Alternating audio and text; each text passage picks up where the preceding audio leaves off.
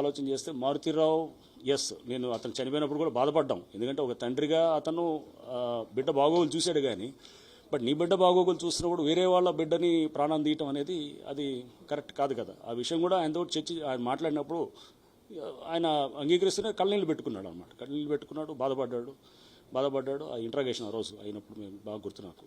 So మనకి నష్టం జరిగిందని చెప్పి వేరే వాడికి నష్టం చేయటం అనేది, అందులో వేరే వాడి ప్రాణం తీయడానికి హక్కు లేదు కాబట్టి, సో నీకు ఈ నష్టం కావడానికి కారణం ఎవరు?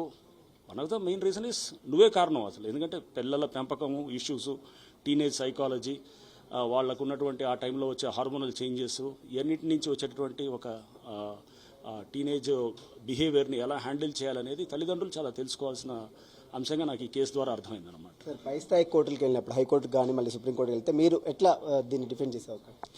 అక్కడ లోకల్ పోలీస్ చేస్తారండి, లోకల్ ఎస్పీ గారు వాళ్ళు చేస్తారు. సో ఇప్పుడు మేము చేయాల్సిన పని అప్పుడు చేసి అంతా ఛార్జ్షీట్ ఫైల్ చేసాము, జరిగింది. బట్ ఇప్పుడు అక్కడ లోకల్గా స్థానికంగా ఉండే ఎస్పీ గారు అప్పీల్లో వాళ్ళు చూస్తారు. అండ్ తర్వాత ఫర్దర్గా వాళ్ళు హైకోర్టుకు వెళ్ళొచ్చు, అవతల ముద్దాయిలు సుప్రీంకోర్టు కూడా వెళ్ళొచ్చు. ఎందుకంటే వాళ్ళు చాలా స్ట్రాంగ్ ఇది ఉంటుంది కాబట్టి వెళ్తారు. సో బట్ ఏదైనా కానీ కూడా మేము మా ఎవిడెన్స్ చాలా స్ట్రాంగ్ లైన్స్లో ఉంది కాబట్టి, కేసును చాలా స్ట్రాంగ్గా బిల్డ్ చేసాం కాబట్టి వీఆర్ షూర్ దట్ వాళ్ళకి పెద్ద రిలీఫ్ రాదని మేము అనుకుంటాం. Thank you sir.